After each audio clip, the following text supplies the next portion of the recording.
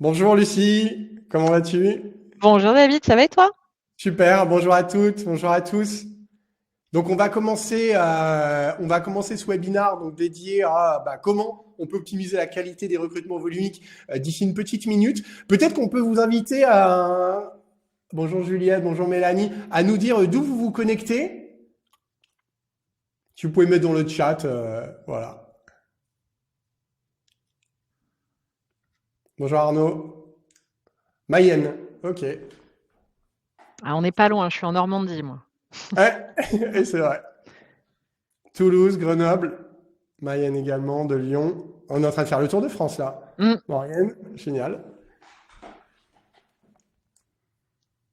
Super. Annecy, Paris, bonjour, bonjour. Ah, on voyage, Madagascar. voilà. Ça fait rêver ça, hein. Génial. Togo? Eh ben, génial. Ok, donc là on a les inscrits qui apparaissent depuis le Sénégal. Ouais, donc c'est pas du tout un tour de France qu'on est en train de faire. Là, on fait des grands voyages. C'est super. On prend une autre dimension là tout de suite. Ah ouais, c'est ça. Retranscrit dans le monde entier, dans toute la francophonie. Génial. Bon bah écoutez, on va pouvoir, pardon, on va pouvoir commencer. Hop. Donc on va commencer par se présenter très rapidement. Donc je suis David Bernard. Je suis David Bernard. Je suis ce qu'on appelle quantitative psychologiste. Donc c'est quoi la psychologie quantitative? C'est une branche de la psycho, qui est dédiée à la quantification du potentiel humain. En gros, l'idée, c'est de se dire, voilà, comment est-ce qu'on peut créer des outils, comment est-ce qu'on peut créer des outils qui vont permettre de mesurer les comportements des individus et leur potentiel. Donc, je suis également le fondateur et le CEO d'Assess First. Donc, Assess First, c'est une société qui a été créée, que j'ai créée en 2002, juste en sortant de la fac, parce que j'étais un petit peu pressé, voilà, et qui est dédié au recrutement prédictif et à la gestion prédictive des talents. Donc aujourd'hui, on est le leader européen sur le sujet. Ça veut dire quoi? Ça veut dire qu'en gros, on a créé une solution qui va permettre d'anticiper la capacité des personnes à réussir à être épanouies en poste. Donc en gros, tout part d'une évaluation du potentiel. Donc, on a des tests concrètement qui se complètent en ligne, donc qui sont hautement ce qu'on appelle gamifiés, c'est-à-dire qu'on a utilisé les mêmes standards. On n'est pas sur des tests un peu à l'ancienne, vous savez, avec voilà, qui sont un peu ennuyeux à compléter. Donc, on a utilisé les mêmes standards que ceux qu'on retrouve aujourd'hui sur les applications qui sont utilisées par tout le monde, comme Instagram, Facebook, TikTok ou encore Tinder. Donc là, par exemple, on a le test qui s'appelle Swipe, donc qui va permettre d'évaluer la personnalité des candidats. À partir de ça, on va pouvoir récupérer pas mal de data qui vont nous renseigner sur le mode de fonctionnement des personnes, c'est-à-dire qu'on va pouvoir dresser leur portrait en termes de personnalité, de motivation, de capacité cognitive. Et derrière, on a créé des algorithmes qui vont pouvoir, à partir de ces informations-là, projeter le candidat dans un job pour avoir un pronostic, comme on voit ici, par exemple, sur à la fois la capacité à réussir et à la fois la capacité à être épanoui en poste. Donc les résultats chez nos clients, c'est quoi? Donc aujourd'hui, on a un petit peu plus de 3500 clients répartis dans 40 pays. Donc les résultats qu'on peut observer chez nos clients sont les suivants. Donc ça va permettre de recruter des collaborateurs, des collaboratrices qui vont être jusqu'à 40% plus performants. On va pouvoir également réduire les taux de turnover. On peut aller jusqu'à moins 50% de rupture de contrat en moins. Et c'est pas de la magie, c'est simplement parce qu'on va recruter des personnes dont les talents naturels et dont les motivations sont alignées par rapport à ce que l'entreprise a à offrir. Et ça va permettre également d'augmenter la diversité. Pourquoi? Parce que nos clients ne se basent plus uniquement sur le CV, mais vont se baser donc sur des informations, les informations liées au potentiel, qui ne sont pas du tout liées par rapport aux critères qui sont potentiellement discriminants. C'est-à-dire qu'il n'y a pas de lien entre, par exemple, la personnalité et l'âge, le genre, les écoles fréquentées ou encore la situation de handicap. On a également, un gros point fort d'Assess First, c'est l'attention toute particulière qu'on va porter à l'expérience candidat. C'est-à-dire qu'aujourd'hui, donc on a des milliers de candidats, plus de 2500 candidats qui ont spontanément laissé des reviews, des avis sur Google.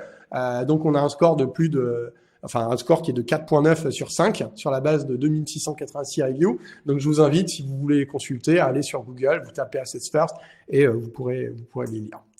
Donc voilà, je te donne la parole, Lucie, pour te présenter. Merci David. Donc je suis Lucie, coordinatrice de recrutement chez Armatis. Donc moi, mes missions au quotidien, c'est d'accompagner et de former les chargés de recrutement qu'on a sur nos différents sites. Je fais partie intégrante d'une équipe de coordination. Voilà, où nous sommes 3 plus la directrice sourcing et projet RH. On est également donc garant des process, on a aussi toute une partie reporting, pilotage des data, recrutement, ce qui nous amène à être dans l'optimisation et recherche d'innovation permanente sur nos process de recrutement. Et également le petit bonus, je suis en charge de tout ce qui va être recrutement cadre, agent de maîtrise pour les fonctions support. Voilà, donc pour expliquer rapidement qui est Armatis, on est spécialiste de la relation client depuis plus de 30 ans. Aujourd'hui, on travaille dans un contexte international puisqu'on est présent en France, bien entendu, avec 12 sites, mais également au Portugal, en Pologne et en Tunisie. Et on représente environ 9000 collaborateurs sur l'ensemble des sites. Voilà, donc la thématique aujourd'hui, c'est optimiser la qualité de vos recrutements volumiques. Vous avez le chiffre. Sur l'année dernière, plus de 3500 recrutements réalisés en France sur le périmètre, donc ce qui est quand même un bel exploit par rapport au contexte qu'on connaît. 3500 recrutements, c'est quoi? C'est le traitement de plus de 26 000 candidatures sur la partie uniquement chargée de clientèle, puisque nos recrutements volumiques qui concernent en fait ces postes-là, puisque c'est 90%, 90 à 95% de nos recrutements. Et on a également effectivement ces 10% sur les autres profils, où on va être vraiment sur des profils divers et variés, autant sur du RH, du marketing, de la DAF, de l'informatique. Voilà, c'est extrêmement large. Et la particularité, on en reparlera un petit peu plus tard, et c'est ce qui fait le lien aussi avec Assess First, c'est que sur les postes de chargé de clientèle, nous ne demandons pas de CV. Donc 26 000 candidatures, potentiellement sans CV à traiter. C'est énorme. Ouais. Voilà, donc nous, l'utilisation d'Assess First, on l'a intégré très rapidement en fait sur tous les métiers. Au départ, c'était une solution effectivement vers laquelle on s'était tourné pour notre process de recrutement de chargé de clientèle, mais finalement, dès le début, on l'a intégré sur tous nos recrutements internes et externes. Donc sur la mobilité interne aussi, on l'utilise très fortement. Hop, et je te repasse la main, David.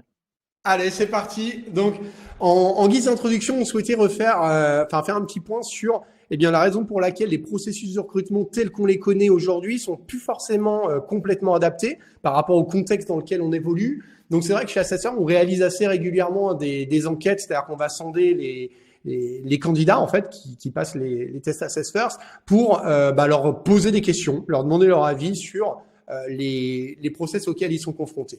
Donc, il y a différentes conclusions auxquelles on a pu arriver. Le premier, c'est que souvent les processus, alors qui manquent souvent cruellement d'humanité, en tout cas, ils peuvent avoir tendance à être perçus comme tels. Pourquoi? La première chose déjà, c'est que 90% des entreprises aujourd'hui utilisent un ATS, donc un logiciel qui va permettre de gérer les candidatures. Donc, c'est une bonne chose en soi. De toute manière, comme tu le disais, quand on gère des milliers et des milliers de candidatures, à un moment donné, il faut se poser la question. Alors, ça peut être un ATS ou un autre outil, mais de comment on peut automatiser une partie de la présélection. Donc, 90% des entreprises qui utilisent un ATS, il y a seulement 25% des candidatures qui vont passer le filtre de l'ATS. C'est-à-dire qu'il y a 75% de l'ensemble des candidatures qui ne sont pas scannées par un être humain. Donc, un CV à 7 secondes pour attirer l'attention du recruteur. Donc, quand on pense à l'ensemble des biais, des biais cognitifs auxquels on est soumis en tant qu'être humain, pas seulement en tant que recruteur, c'est-à-dire qu'aujourd'hui, il y a plus de 180 biais cognitifs qui vont affecter la manière dont on va se saisir de l'information, l'analyser et prendre nos décisions. Bon, on peut se poser des questions. Et surtout, quand on regarde le temps qui est consacré à l'analyse d'un CV, à partir du moment où ce CV est parcouru par un être humain, on se rend compte que c'est extrêmement rapide. Donc on a 24%, il y a une petite coquille, c'est pas plus de 30 secondes, c'est moins de 30 secondes. Il y a à peu près un quart des CV, donc ils vont être parcourus en moins de 30 secondes. On en a 62%, donc 6 sur 10, entre 30 et 60 secondes, et 14%, donc seulement, pour lesquels les recruteurs vont passer plus de minutes à les analyser. Donc ça, c'est la première chose. Donc c'est vrai que côté candidat, ça peut apparaître des fois un petit peu comme étant hautement mécanique et manquer d'humanité. Le deuxième point, c'est le focus qui peut être jugé par certains candidats comme étant excessif sur les informations qu'on va avoir dans un CV, c'est-à-dire les diplômes et les expériences antérieures.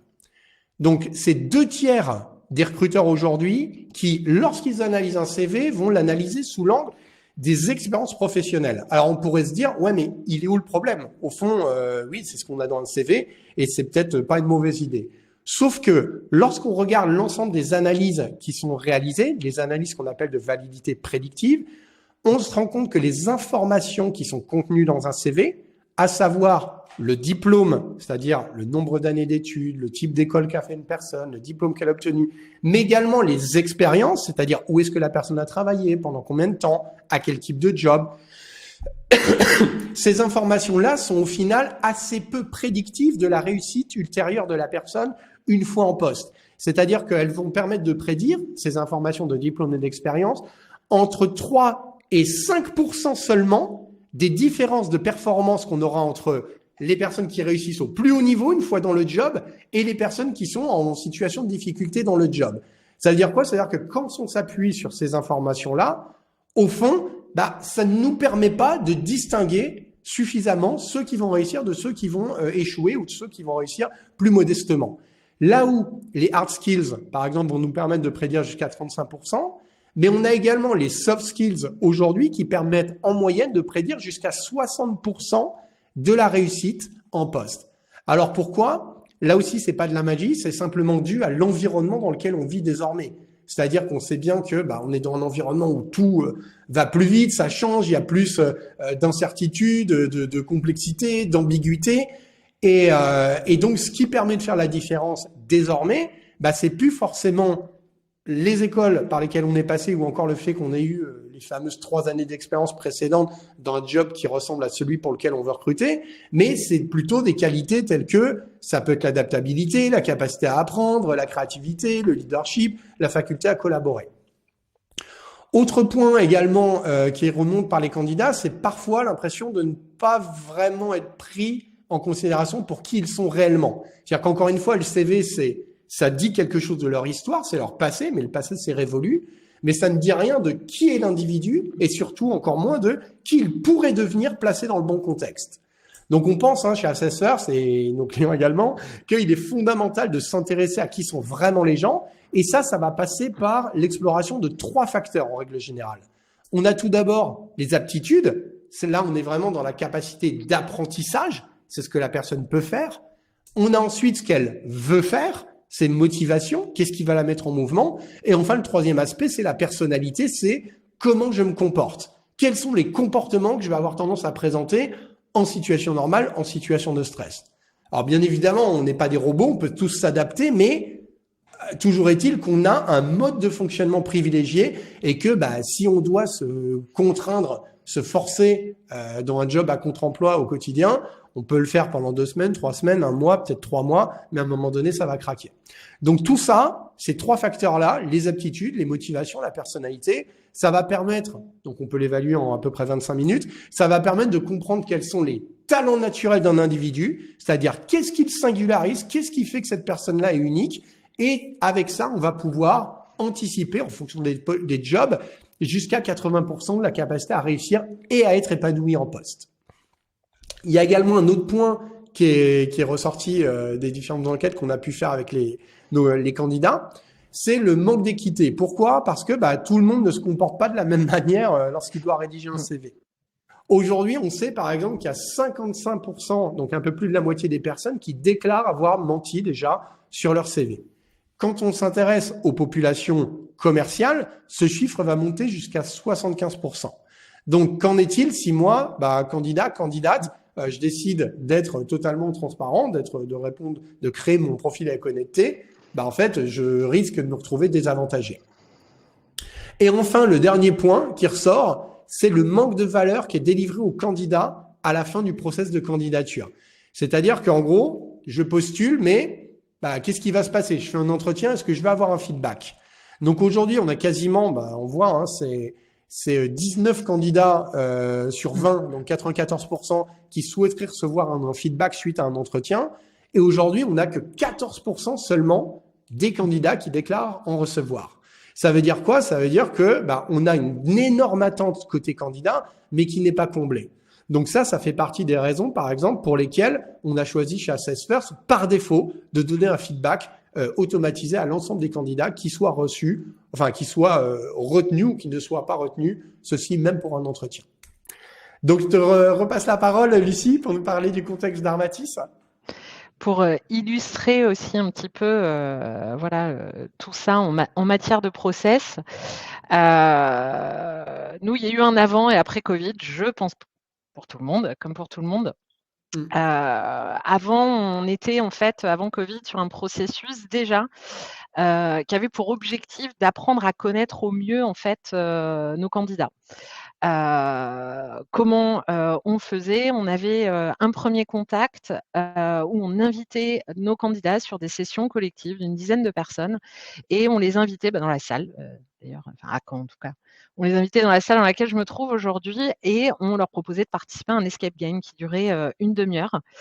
Et en 30 minutes, on avait une mine d'informations qui était extraordinaire en fait sur les candidats, parce qu'on voyait comment ils fonctionnaient en groupe, quelles étaient leurs capacités, à aller de l'avant, l'optimisme, enfin voilà, c'était vraiment, une mine d'or, pour apprendre à connaître très rapidement et balayer en fait tout un spectre, de choses. Le Covid arrive, donc bien entendu, mettre 10 personnes dans une salle à, toucher, regarder et cetera, c'était plus possible et on s'est rendu compte, que très rapidement, on arrivait à la conclusion qu'on risquait de, pas pouvoir refaire ça, pendant très longtemps. Donc pour le coup, il a fallu qu'on trouve d'autres solutions puisque, le Covid arrive et là, on se retrouve à faire des entretiens à distance, en visio avec plus d'outils, et uniquement effectivement un entretien, un CV quand on l'avait, puisqu'on a quand même s'il n'est pas obligatoire, on a quand même encore beaucoup de candidats qui nous envoient les CV et voilà, on devait se baser uniquement là-dessus. Donc, on a réfléchi tout simplement à comment on allait pouvoir revoir notre processus candidat sur 3 piliers en fait principaux. L'idée, c'était d'avoir une expérience candidat différenciante, disruptive, qui allait engager aussi nos candidats, comme on l'avait avec l'escape game. Avoir quelque chose pour connaître nos candidats et surtout une valeur ajoutée pour les candidats, que les candidats puissent repartir, que l'expérience en fait soit globale et satisfaisante pour les candidats. C'est-à-dire qu'un candidat, même s'il n'est pas retenu chez nous, on veut qu'il reparte avec quelque chose, avec un plus, un bonus.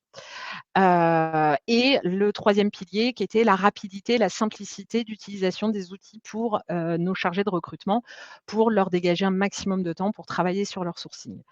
Donc une fois qu'on a dit ça, Assess First cochait toutes les cases, donc c'est assez naturellement effectivement qu'on a commencé la collaboration et qu'on a intégré, Assess First dans notre process candidat.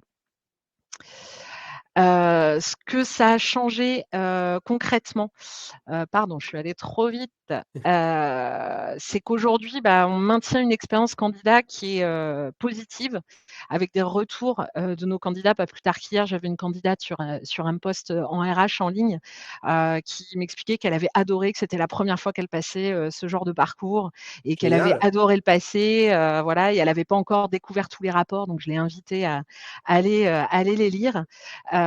Nous, ça nous permet en un coup d'œil et parce que, la lecture des rapports sont quand même hyper simples, enfin c'est assez facile contrairement à beaucoup d'autres outils où ça nécessite de maîtriser, d'utiliser pendant 3, 4, 6 mois avant de maîtriser vraiment, les choses. Là, très rapidement, on va être à l'aise avec le système et identifier quels sont les points forts, les axes de travail ou les choses à confirmer ou à infirmer en entretien. C'est un outil, pour le coup, qui nous aide à la décision. En gain de temps, voilà, enfin, on gagne énormément de temps sur la préparation de nos entretiens. Parce que ça a été aussi un gros travail avec nos chargés de recrutement, de pouvoir les remettre dans un mode où on prépare l'entretien, mais la préparation Mmh. d'entretien, ça dure 5 minutes. On travaille, on le verra plus tard avec l'entretien structuré. On a notre entretien structuré avec Assess First qui s'intègre vraiment à la préparation et qui va nous permettre, en fait, d'orienter, nos questions derrière pour aller confirmer ou infirmer, en fait, les choses qu'on va voir dans le profil. L'objectif étant de répondre à la question, phare: «Est-ce que le poste est fait pour le candidat?» Voilà, et pas l'inverse. Oui, c'est vrai que ça, c'est quand on avait un peu discuté, mais toi, tu as cette perspective-là, enfin, chez Armatis, il y a cette Mmh, perspective-là d'aborder la question de l'adéquation dans ce sens-là, quoi, plutôt que c'est se ça. dire, est-ce que le candidat répond au... Exactement. On pourrait dire que c'est juste une question de sémantique, mais finalement, en fait, ça change complètement la vision des choses et Ouais. tout le monde est plus à l'aise avec cette vision-là. C'est-à-dire Mhm. et en plus, ça correspond à la réalité, puisqu'on a une diversité aussi de postes et d'activités chez nous, donc voilà, des volumes de recrutement qui sont assez, importants. Donc pour le coup, on a quand même un spectre qui est très large. Donc une Ouais. personne qui arrive chez nous, le but du jeu, c'est d'essayer de trouver le poste qui va lui correspondre le mieux. Génial. Ouais. Mhm. Voilà. Donc là, c'est pour, nos recrutements, là, 90 des recrutements. Ce que ça a changé, aussi, bah, sur tout l'autre pan, moi de mon métier, enfin notre métier qui est le recrutement, des cadres et des agents de maîtrise, où là on va travailler vraiment en collaboration étroite, avec, les managers. C'est la distanciation par rapport, voilà, aux attentes, sur les CV, les profils. Un des exemples que je pourrais donner, c'est, un exemple qui est, assez récent. Heu, le directeur administratif financier, donc on est en recherche sur un poste de contrôleur de gestion corporate et on lui présente des candidats et un des candidats, voilà, il nous dit: «Ah non, non, voilà, moi ce profil-là, il a pas fait de prépa, il a pas fait Mhm. d'HEC, je veux vraiment un profil comme ça». J'ai pris mon courage à 2 mains et je lui ai expliqué: «Mais au-delà, en fait, de l'école et du parcours, tu recherches des compétences et des soft skills qui sont associés derrière. C'est pas vraiment, en fait, l'école, finalement, si on se questionne, Mhm. voilà, vraiment sur le fond des choses». Et donc je lui ai proposé, parce que dans ce process de recrutement-là, les candidats n'avaient pas encore passé Assess First. Je lui ai dit: «Bah, écoute, on va contacter le candidat, voilà, puisque sur la partie soft skills, c'est plutôt ce que tu vas, rechercher derrière ce HEC et prépa. On a un outil en interne qui s'appelle, du coup Assess First. Je propose de le faire passer. On débriefe ensuite et puis, on voit et on prend la décision après». Donc ça a pris, pour le coup, 24 heures, de Mhm. contacter les candidats qui passent les tests, je prends les rapports, je prépare, mon débriefing et là, on reprend en fait nos 3 candidats et bah, finalement, ce candidat a été rencontré en entretien. Génial. Voilà. Ok.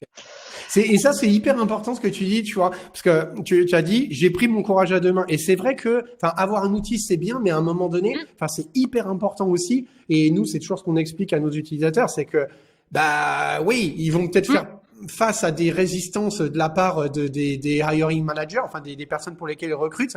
Parce que, bah, à un moment donné, elles ont toujours fonctionné comme ça. Il faut les comprendre aussi. Je me dis, quand tu es manager, tu connais pas forcément tous les outils, toutes les solutions qui existent.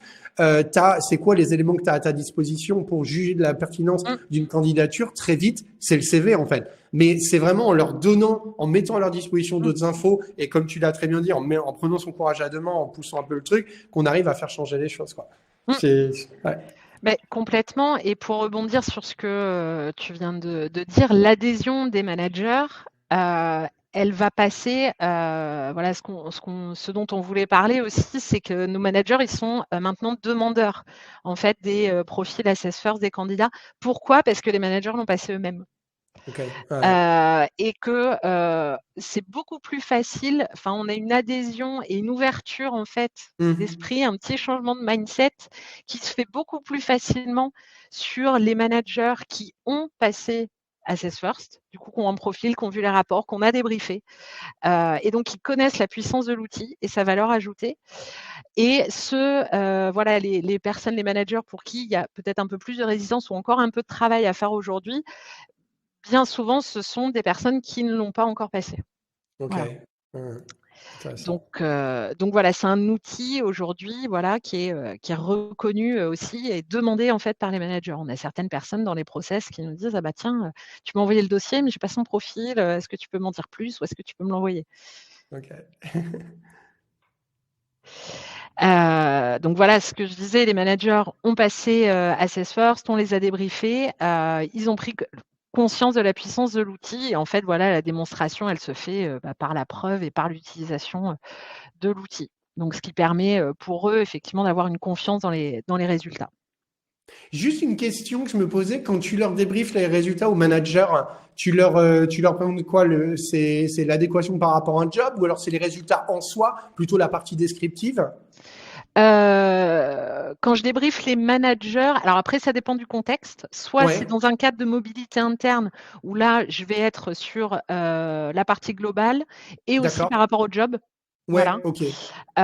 Et quand c'est, pour, voilà, dans le cadre d'une people review ou, parce que, enfin pour un débriefing, aussi je vais être plus centrée, sur la personne, sur ses atouts, sur D'accord. ses points forts, sur comment elle peut pallier, enfin voilà, qu'est-ce qu'elle peut Ouais, mobiliser en fait pour s'améliorer, et qu'elle prenne conscience en fait de son potentiel et de ce qu'elle va pouvoir bien. mobiliser pour pouvoir progresser. Ok, top. Super.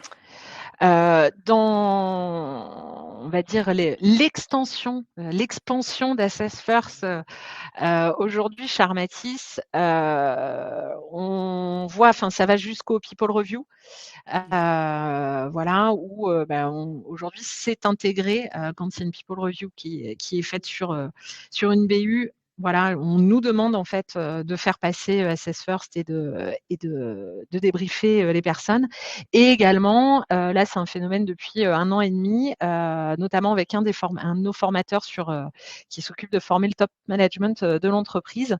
Il a découvert Assess First avec nous et systématiquement en préparation en fait, de ces formations, on le fait passer aux participants et je débriefe, je passe 2 ou 3 heures, à, lui faire un peu, le pitch, et le débrief en fait de chacun des candidats, enfin pas des candidats pour le coup, des personnes qu'il va avoir en formation et également du talent map. Ouais. Pour qu'ils puissent voir comment le groupe va pouvoir fonctionner pendant sa formation. Et donc ça contribue, on en revient à ce qu'on disait, tout à l'heure, plus les gens le passent, plus ils vont être, du coup, pas souscripteurs, comme on dit, Prescripteur? prescripteurs, merci. Voilà. Ça finit pareil. Voilà, c'est ça. Voilà sur cette partie-là, et donc oui, comment on l'intègre, au processus? Aujourd'hui, donc les personnes postulent en ligne en 3 clics, pas besoin de CV. On a besoin du nom, prénom, d'une adresse mail pour pouvoir recontacter, les personnes. Systématiquement, on va recontacter, nos candidats par mail très rapidement, en moins de 24 heures. Ils vont recevoir un premier mail, où on va, leur pousser en fait, le passage d'Assess First et un test d'orthographe. Alors, à savoir que le passage Assess First, il était positionné jusqu'en début d'année après le premier échange, puisqu'une fois qu'ils ont passé Assess First, le test d'orthographe, on les rappelle, pour faire en quelque sorte la pré-qualif, reparler du métier, donner les informations sur l'entreprise, sur le poste, les horaires, enfin voilà, on est vraiment dans de la pré-qualif. Jusqu'en février, le passage d'Assess First, il se faisait entre ce premier échange et l'entretien. C'est-à-dire qu'au premier échange, on programme l'entretien, puis en même temps, on lui poussait les parcours. Pour une difficulté en fait qu'on a eue en interne, au bout d'un moment où on avait en fait un délai, de prise en charge des candidatures qui était trop long. Il a fallu qu'on trouve une solution en fait, très rapidement. La solution qui était transitoire à l'époque, c'était de positionner le passage, des assessments au début, avant, le premier échange, pour essayer voilà et pour tenir la promesse de la réponse, en 24 à 48 heures. Et en fait, on s'est rendu compte, qu'on avait beaucoup plus de gens qui passaient Assess First à ce moment-là qu'après. D'accord. Alors au niveau de l'analyse des raisons et des causes, je peux pas le dire, enfin je l'explique pas. Mais aujourd'hui, là je regardais sur, les chiffres du mois dernier, en moyenne 57 profils Assess First complétés par jour. OK. Ah ouais, c'est Voilà. énorme. OK. Là où on était, quand on le positionnait après, après c'est normal parce que, on avait, moins de personnes, effectivement l'entonnoir se réduit donc on était Ouais, un goulot plus serré, quand il était positionné après, mais on avait entre 20 à 30 profils par jour. d'accord. OK. Avec beaucoup de relances, des entretiens qu'on devait repositionner parce qu'on ne pouvait pas préparer l'entretien, donc l'entretien ne pouvait pas avoir lieu parce que la personne n'avait pas complété son profil, et cetera. Donc en fait, quand on s'est très vite rendu compte qu'on avait un passage massif, en fait, et une adhésion massive d'Assess First dès le début, parce que nous, on avait peur de se dire, on pousse un test et il n'y a pas de relation humaine Ouais, personnalisée, ouais, en ouais, je fait, vois ce dès que le tu veux dire. début. Ouais, Et puis, enfin, la relation client, c'est notre métier. Donc, ouais, voilà, on sait, on connaît tous les bienfaits de cette personnalisation, puis on applique en fait tout ce qu'on ouais. fait et toutes nos pratiques de la relation client à la relation candidat, pour le coup et à l'expérience candidat. Heu ouais, on était assez étonnés en fait de voir que, les personnes étaient très, réactives. La Pourquoi ça marche aussi? C'est parce qu'on est extrêmement réactif et on le voit.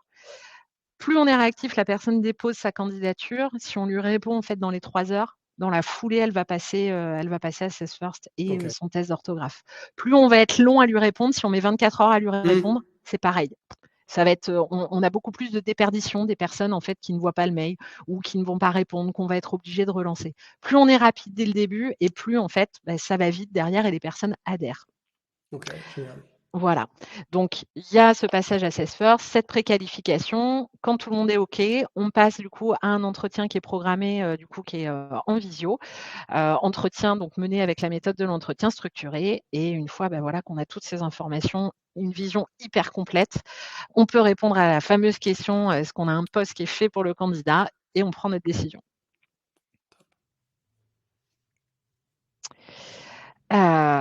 Et donc oui, bon, j'ai spoilé, cette slide-là, hein, effectivement avec un taux de réponse qui est bien plus élevé aujourd'hui. Sur le ROI, tu prends le relais ou je continue?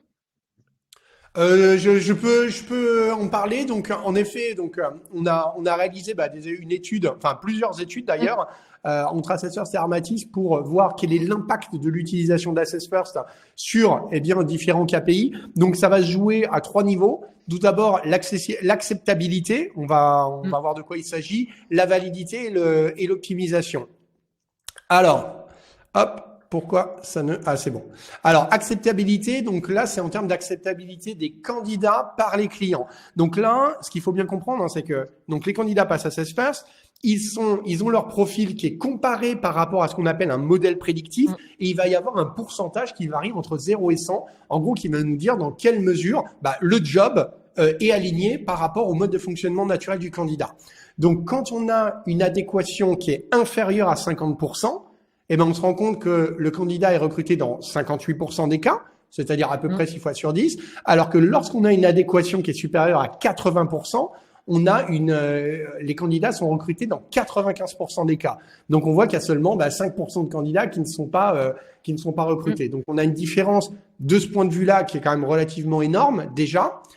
Un autre Le point je également, Pour pardon, illustrer, si tu veux, je t'en prie. l'acceptabilité, dans l'étude qu'on a menée ensemble, donc Assess First et Armatis l'année dernière, on s'était rendu compte, puisqu'on avait, voilà, étudié cette acceptabilité par nos recruteurs, on avait, du coup, une acceptabilité qui était hyper forte, donc c'est-à-dire que, Assess First allait dans le même sens que les recruteurs et en fait, on s'est rendu compte que la moitié de nos chargés de recrutement faisaient pas forcément attention, au pourcentage d'adéquation. D'accord, ok. Donc ce qui était génial, c'était qu'on a pu leur démontrer que même s'ils regardaient pas, ils pouvaient en fait se fier à l'outil et que ça pouvait leur Ouais, donner ouais. des indications parce que, l'outil va dans le même sens qu'eux. Voilà. Ouais, ouais. Génial. Deuxième point, donc c'est sur la partie validité. Donc c'est la capacité à identifier dès le départ des personnes qui vont rester plus longtemps dans l'entreprise. Donc là aussi, on a fait 2 groupes. On voit les adéquations inférieures à 50%. En moyenne, on a un taux de turnover sur cette population qui est de 8%. Et pour les personnes qui ont une adéquation supérieure à 80%, on est sur un taux de turnover de 4%, soit exactement la moitié. Donc là aussi, des résultats qui sont tout à fait en ligne avec ce qu'on présentait tout à l'heure. C'est-à-dire, généralement, on a une forte réduction du taux de turnover. Et encore une fois, là, c'est pas de la magie. On dit toujours, parce que des fois, on dit, c'est incroyable ces résultats.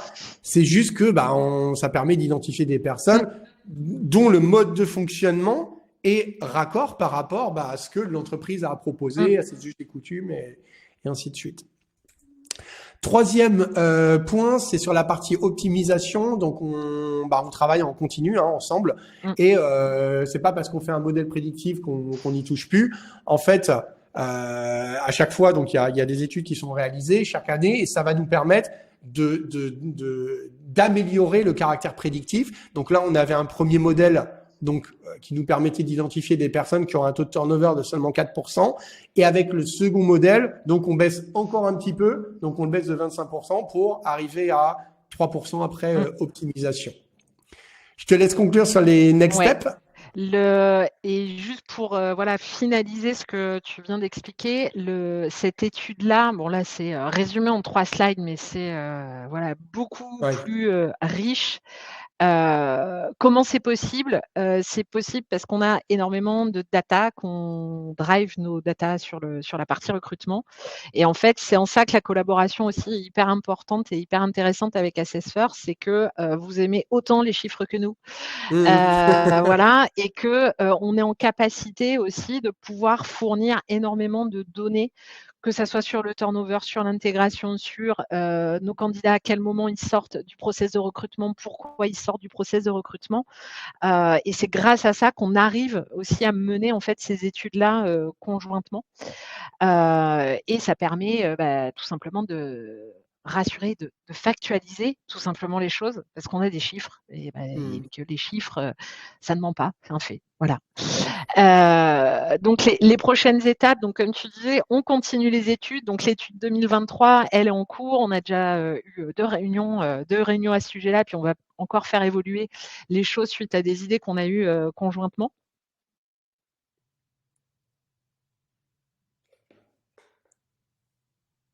Je ne t'entends plus, Lucie. Attends, je ne sais pas si je suis le seul. Est-ce que ça a coupé le son pour tout le monde ou pas? Ouais, ok.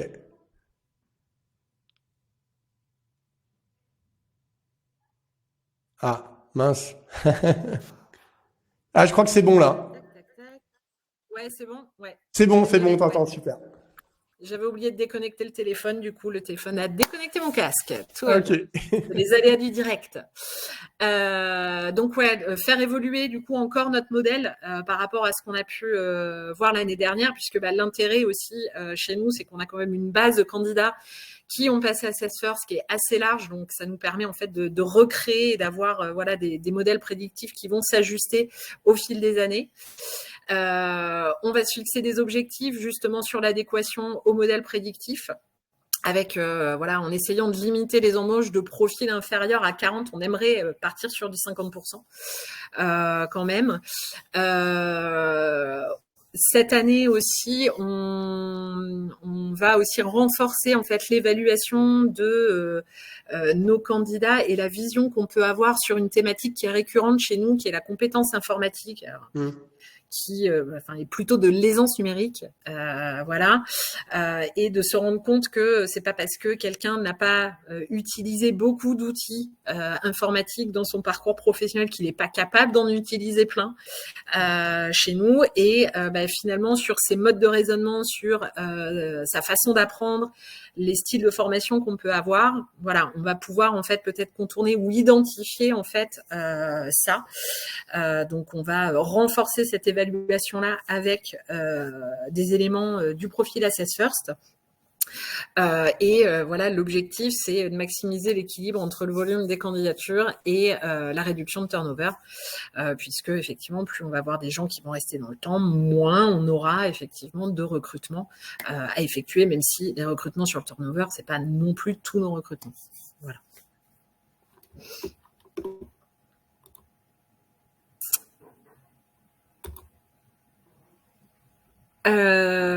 Et donc voilà, nous pour la suite, ce qu'on aimerait du coup sur 2024, c'est essayer de mettre à disposition Assessfirst sur l'ensemble de la ligne managériale, pour leur mettre l'outil à disposition, et notamment parce que on sous-utilise aujourd'hui nous l'outil, parce qu'on est vraiment axé sur la partie recrutement, mais il y a plein de choses, notamment comme le Talent Mapper, qui serait un outil génial en fait pour nos managers, pour apprendre à connaître leurs équipes, à les driver au quotidien.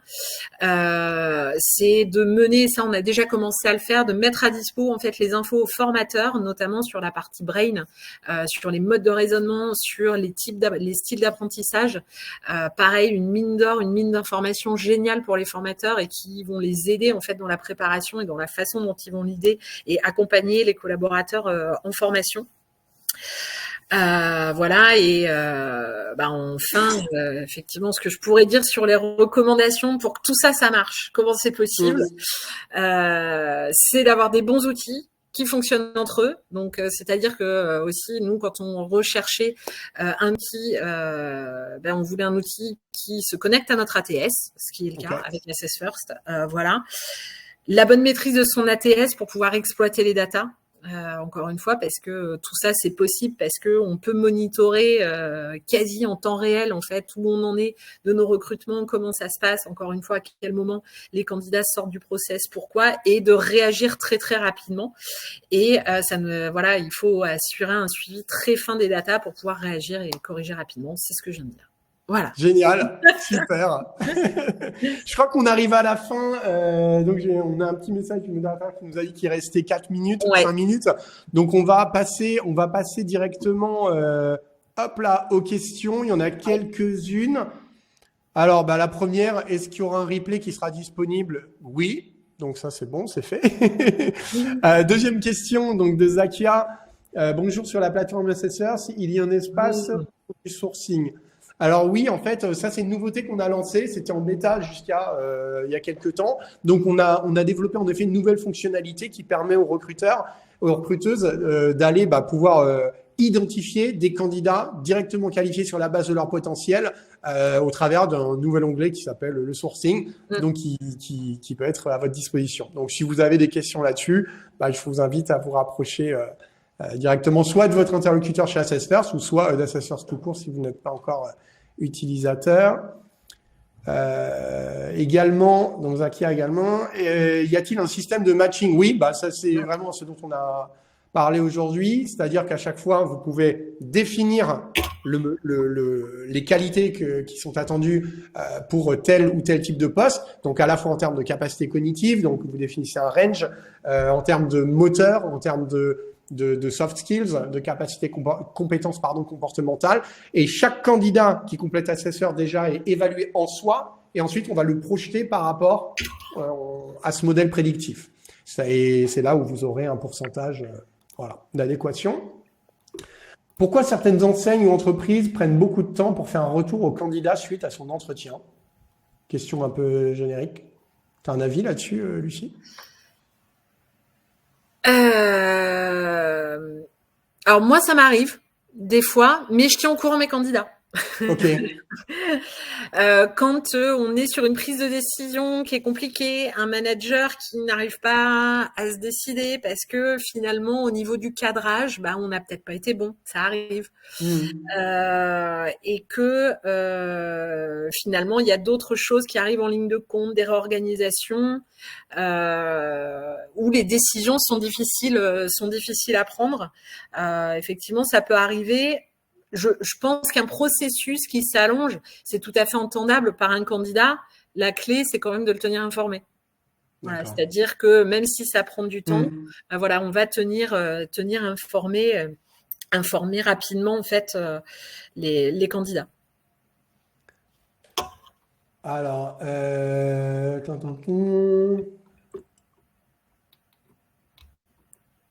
quelle est une question de Barbara, peut-être quel est l'impact de l'utilisation d'assesseurs sur vos recrutements moins volumiques? L'exemple du DAF. Ouais. L'ouverture des chakras.